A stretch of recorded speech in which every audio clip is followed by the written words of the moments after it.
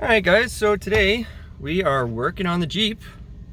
It's not the cool one, it is the Liberty. So we were having some issues here with the signal light. This is the new one in.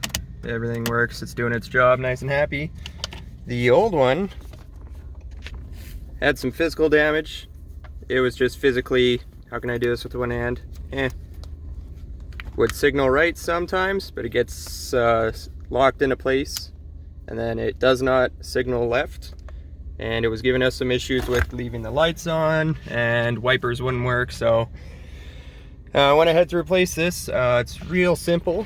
Underneath you are going to have 2 screws that are T20, kind of a pain in the ass to line up. And once you get that all sorted, there are no screws, bolts, no hardware holding this in. Just have to wiggle it up.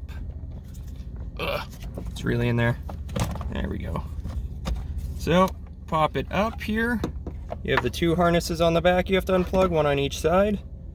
Get your new one, plug it in, line it up with these guide pins here, pop down the place, good to go.